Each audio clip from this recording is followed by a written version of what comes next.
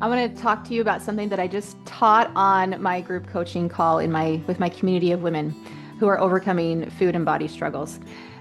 This is the secret. This is kind of like a sneaky thing that happens is that when we have fear of failure in pursuit of our health goals, whether that be weight loss or whatever it is, when we have fear of failure, it causes this fear and anxiety response, this survival response to go off in our brain, and it makes it harder for us to actually get the results that we're seeking.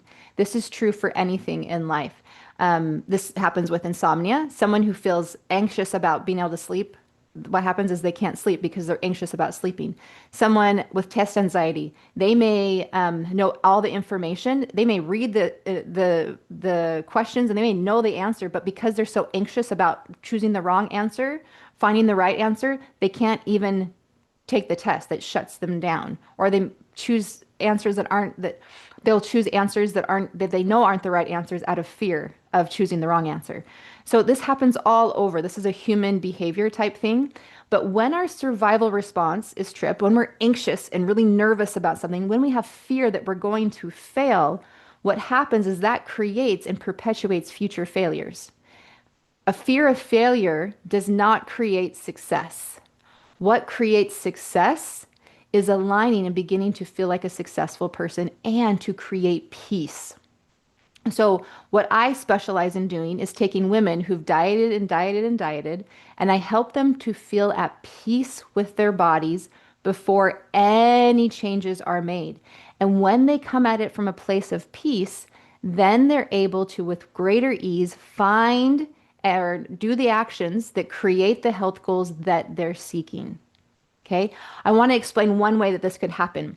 Um, Sometimes when people learn my new method, they'll be like, this is amazing. And things go so smooth and things are going so smooth and great that then their brain's like, this is too smooth. We have to make this harder. This has got to be, nothing this good can happen this easy. So then their brain sends up all of these survival responses of when am I going to hit a wall? When's the shoe going to drop? Right? I'm going to get off track. When am I going to fall? It makes up all of these made up ideas of obstacles that don't even exist just because something is smooth sailing. When we come at this from a place of peace by making peace with our bodies, when we make choices with food from a place of peace again, and if our past has been so ridden with anxiety and diet mentality, then our brain won't be comfortable with that. And so we have to do a little reprogramming through some thought work, through some coaching, so that their system, so that their nervous system will allow them to continue to move towards their health goals in peace and in ease. There's lots of different methods that we can use to go about doing this. One is simply, that I'm going to share with you now, one is simply practicing that emotion. So, this is something that I did on the coaching call today. If you've had so much fear of failure and you've had examples in your past of where you failed several times over, your brain looks to the past to predict what will happen in the future. This can become problematic because our brains will not remember the past accurately. Our brains will cherry pick different things that happened in our past to support a story of doom. Our brains are dramatic, okay? And we have to be onto our brains and watch them and pay attention to the stories that our brains are telling us about our life. Okay. If we can look back in our past without so much emotional charge, that's helpful, but that's another thing. The tool I want to teach you is if you're seeking peace, you need to practice the thoughts and the emotion of peace. So this is something that I did on a coaching call today, where a woman wanted to feel at peace with her body, regardless of any health diagnoses that she had or was going to be dealing with moving forward into the future. And I said, well, what does peace feel like for you? And she described how peace feels like in her body. So for you listening to this, what does peace, comfort, and ease feel like for you? How does it feel in your shoulders? How does it feel in your arms? How does it feel in your chest? How does your being feel when you are at peace? And then you want to practice this emotion as you're going to sleep. When you wake up in the morning, you want to practice this emotion in your body. Just by thinking about it and remembering how it feels in your body will bring that same sensation up. Okay, so we can actually practice emotions, just like you can practice singing, just as you can practice an instrument, just as you can practice writing, you can practice creating emotions. And as you begin to practice the sensations of peace and ease and safety in your body, it settles down these survival responses, and it makes it much easier to move towards your health goals without your brain constantly telling you that at some point you're going to hit a dead end or that you're bound to fail again. Because as soon as we believe that, we make that become true.